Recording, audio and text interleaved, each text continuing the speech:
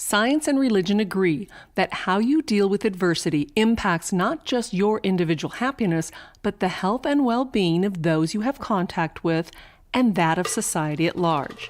This edition of Just Saying examines how.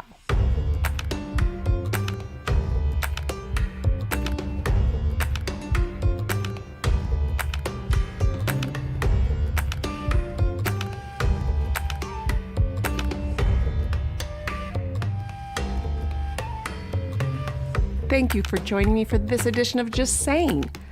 As always, remember, you can go to the website at www.justsaying.com, www.justsaying.com, and follow along with the article that we have there.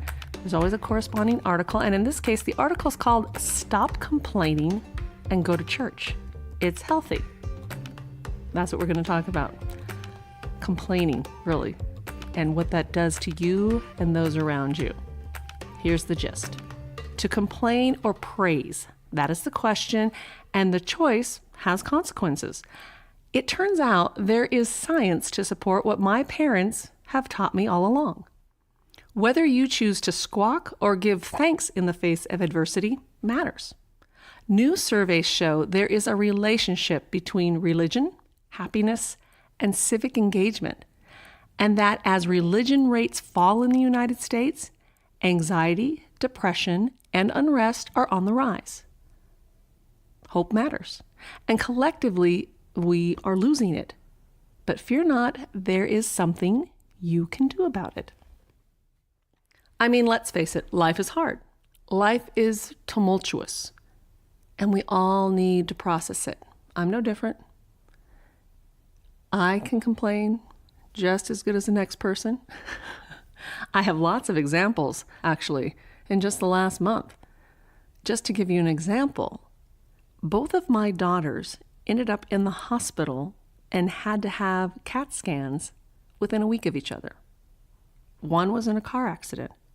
Someone ran a red light and hit her on the driver's side. She hit her head. She has a concussion, but she's going to be okay. My other daughter, as it turned out, had kidney stones. Now, I could sit here and I could tell you what a drag it is that my car has been in the shop for over a month and that I don't have it back. Or I could say how thankful I am that my daughter, just on a fluke, was driving my car that day instead of her own, because my car weighs 7,000 pounds. And though she snapped her head sideways and hit the window, the other person's car was like a pinball. It bounced around off the front of our car and into a light pole and into a building. So which do you do? Do you concentrate on the negative of that situation or the positive? My other daughter was in and out of the hospital in great pain. But as it turns out, there is no lasting damage to her kidneys. She's going to be fine. But now we have all these medical bills. Do I concentrate on the fact and complain about the fact that I have lots of hospital bills? Or am I thankful that, as painful as that might be, I can pay those bills and my daughter is okay? There's more. In that same month period, my family also went through a very tough period due to a court case that finally came forward. Just over a year ago, my 16-year-old niece was killed in an accident. She was sledding and a car hit her. The young woman driving that car was under the influence. Though they say it isn't the cause of the accident, she still was in court, and she was sentenced. Should I hate that girl for all of the pain and suffering that my family has gone through, and for the loss of a wonderful human being who was at the beginning of a life that we could only imagine was going to be fantastic? Or do I hope and pray that by sitting in court and hearing my sister-in-law and my other niece talk about their loss face to face with her, that she will learn something, and that after her short stay in jail, she will actually go on a different path in her life? Well, that one's hard, right? But I'm Christian, so I try. I try to see the positive in that, and I try not to just wallow and complain. My point is that this last month held particularly good examples for me of the bad things most people experience, at least from time to time as they move through this world. It was the type of month that forces you to focus on whether or not you will focus on the bad and complain, or elevate the positive elements in your life and move on. Like I said, I'm Christian, so I try to elevate the positive, but I'm not necessarily a good Christian, so I stumble and fall a lot. And I complain too much, I'm sure. I could go on. There's other things. But what is the point in that? You don't want to hear about all that, right? But I am going to tell you about complaining and how it matters and how we do it matters. The average person complains 30 times a day. But it's not just the amount, it's how we complain that really has an impact on ourselves and on others. Guy Winch, a PhD and author of The Squeaky Wheel, says, quote, "As a society, we complain too much. But more importantly, we don't complain effectively. We've lost a sense of what complaining is for. Instead, we use it as an exercise for venting, and that has consequences," unquote. Stating your needs and expressing emotions is not the same as complaining. Complaining is the expression of powerlessness that blames others or events without accepting the situation and responsibility to make things better. If you make your feelings someone else's fault, you are complaining. If your needs aren't met because someone else is wrong, you are complaining. Author and clinical psychologist from Columbia University, Dr. Laura Markham says, quote, "We all need to feel seen, heard, and understood. There's nothing wrong with sharing our feelings about what's been hard for us. That helps us to let go of them and move on. But," she says, "it can become a habit. The story we tell about ourselves. You won't believe how awful my day, week, year, life has been," unquote. Yes, everyone complains, but chronic complainers focus on setbacks over progress. They repeatedly mull over problems and never seem to be satisfied. The process becomes habitual. Complaining and complainers come in three main types. Here they are. First, the active, effective complaint. Now, this is the least utilized, but the most constructive form of complaining. It's also known as instrumental complaining. People who do this, they want to solve real problems. The focus of the complaint is on the impact of the issue, the importance of the change, and creating a cooperative plan to reform. For example, you don't say, "I can't believe you charged all that crap on our credit card." Not if you really want to solve the problem. You might try something like, "Honey, we don't have enough money to pay this month's credit card bill. This can't keep happening, so what should we do?"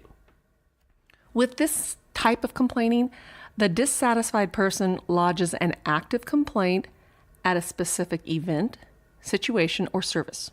The complainer makes a statement to the responsible party, explaining how expectations were not met. Think about maybe you're at breakfast with a friend. You get your breakfast, your eggs are all runny. You didn't want runny eggs, you wanted over hard eggs. You complain to your friend, I can't believe how bad this service is. That's not this kind of complaint. If you want to make it an effective complaint, you call the waiter or waitress over.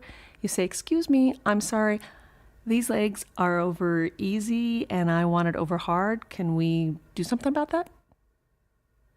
That's an active, effective complaint. The active complainer generally has self-esteem, confidence, and enough assertiveness to effectively ask for and obtain what they want. That's type number 1. Type number 2 is venting. We all know venters. We've all been venters. We all do it, and it has both positive and negative aspects. Venting is the expression of emotional dissatisfaction, and in small doses, it can relieve pressure and occasionally lead to problem solving.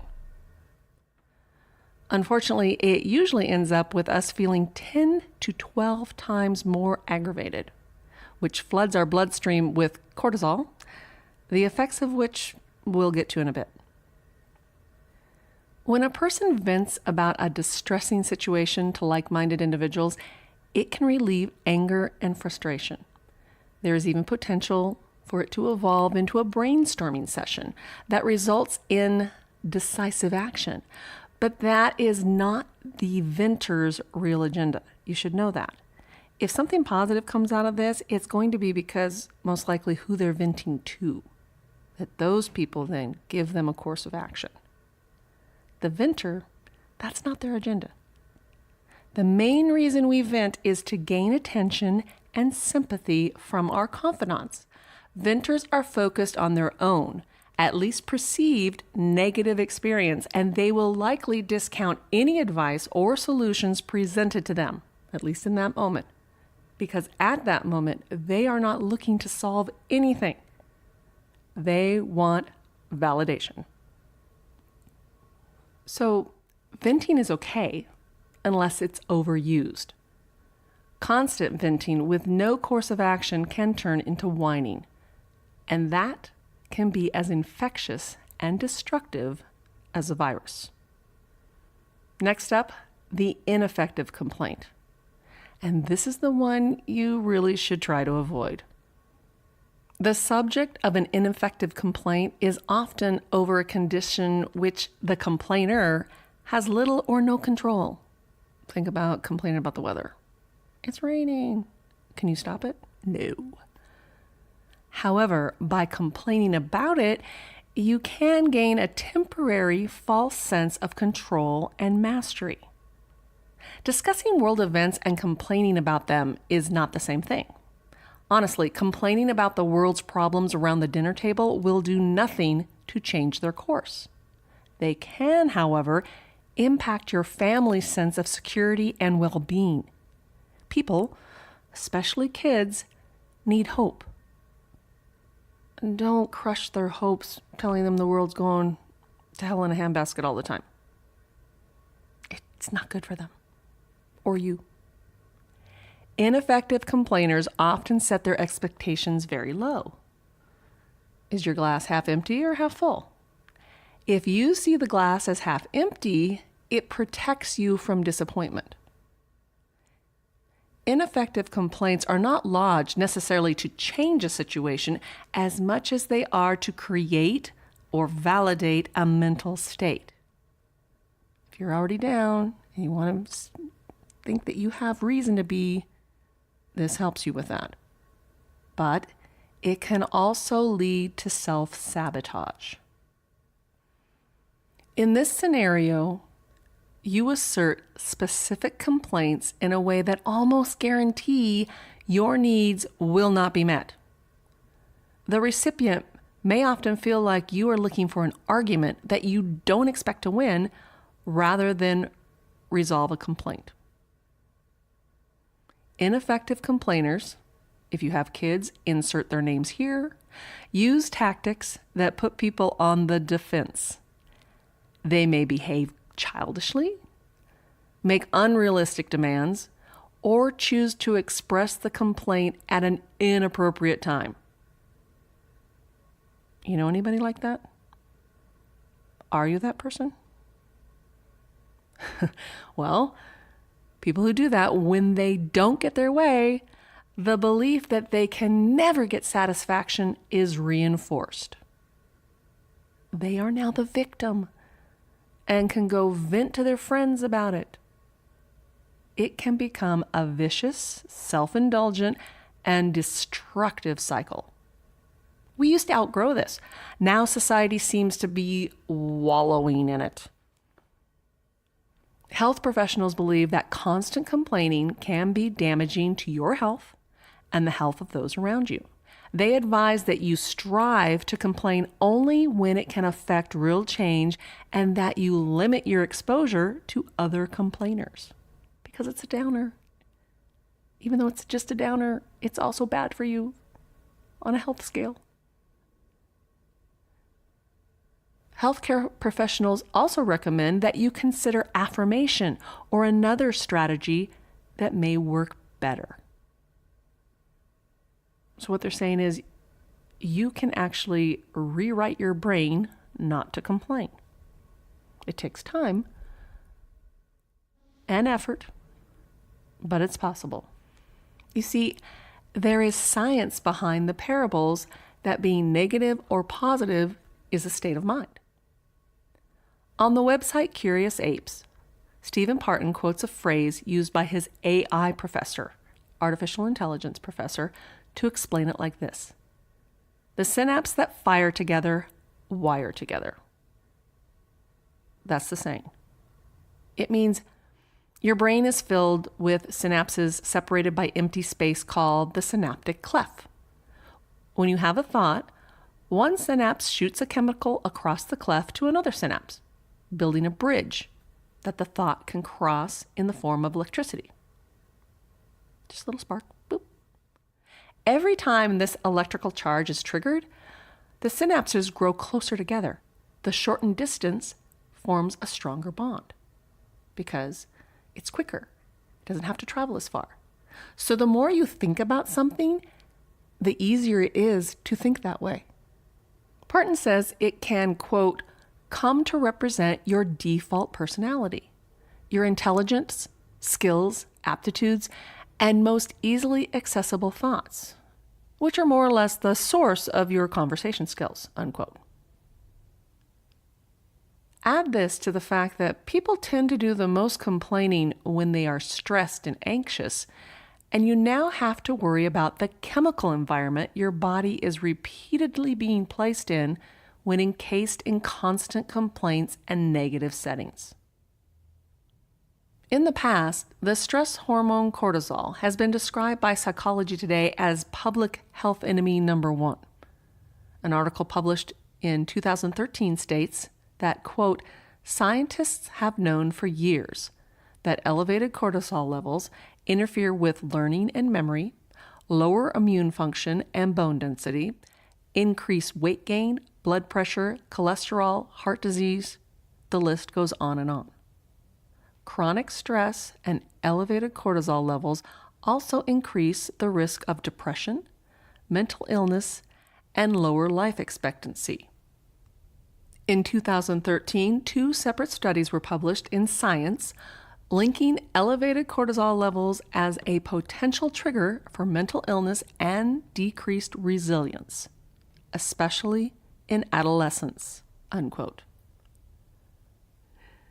Continually heightened levels of cortisol, the fight or flight hormone secreted by the adrenal glands, are also linked to anxiety. Given the broadly negative social landscape of America these days, it is not surprising that a study released in February by the Pew Research Center states that anxiety and depression are on the rise among America's youth. And whether they personally suffer from these conditions or not, 7 in 10 teens today see anxiety and depression as major problems among their peers. It doesn't matter where they live, what race they are, or how much money they have. Teens across all demographics say this is a significant issue in their community. In the same month, a Gallup poll came out that states that the percentage of young Americans that have no formal religious identity is also on the rise. Conversely, according to Gallup, those that identify themselves as Christian is on the decline and decreases with each progressively younger age group. These two things make me think that there is some reason to believe that this decline of religious identity is impacting the resilience of America's youth and allowing for increases in their anxiety. Let me explain. According to psychologist and New York Times bestselling author Rick Hanson, quote, "Resilience is the capacity to recover from adversity and pursue your goals despite challenges. It helps you survive the worst day of your life and thrive every day of your life." He goes on to say that, quote, "The harder a person's life, the more challenges one has, the less the outer world is helping, and the more important it is to develop inner resources," unquote. Well, I don't know of anything that's more inner than spirituality. And people also need hope. Doctors say that hope is a critical part of the human experience and is necessary for a high quality of life. One way people develop inner resources like resilience and hope is by being part of a strong faith-based community. At the end of January, the Pew Research Center released an analysis of survey data from the United States and more than 24 other countries. This research found that people who are active in religious congregations tend to be happier and more civically engaged than either religiously unaffiliated adults or inactive members of religious groups. In the United States, being active in a religious community is tied to increased measures of health, happiness, and civic engagement. According to the survey, actively religious people are more likely to engage in other types of groups as well, and they are also more likely to vote. According to the study, friendship networks fostered by religious communities create an asset that scholars call social capital. Having a sense of purpose, hope, and belonging that can also make it easier to find jobs and build wealth are all benefits of this social capital. In other words, those who are active with a house of worship may have better resilience and hope as they have more people to draw support from in both good and bad times. They also have stronger inner coping mechanisms because their faith gives them hope, and fellow parishioners reinforce positive health behaviors while deterring the negative ones. Couple that with the sense of community gained through positive social activity, and you have a time-tested winning recipe. The study also cites researchers that argue that the virtues promoted by religion, such as compassion, forgiveness, and helping others, may improve happiness and even physical health when put into practice. It cites that psychological well-being can benefit from belief in the divine because it helps people deal with stress caused by difficult life events. Therefore, in times where stress and frustration are on the rise, I don't think that it's helpful that the next generations are abandoning one of the proven ways we have of dealing with those conditions. Complaining about it sure isn't helping, and becoming a nation of chronic complainers is making it worse. Tweeting out nasty things about how bad people in your life are don't help anything. They're toxic. Finding fault in every situation and in every person that dares to have a varied worldview eventually drains your life of pleasure. In short, it's depressing because you are left feeling powerless. and hopeless. So what's the answer? Well, there is never one single answer to any problem, right? But there is one thing I know for sure that would help. You can do what my parents have always told me to do. Stop complaining and go to church. You can agree or disagree. It's okay. I'm just saying.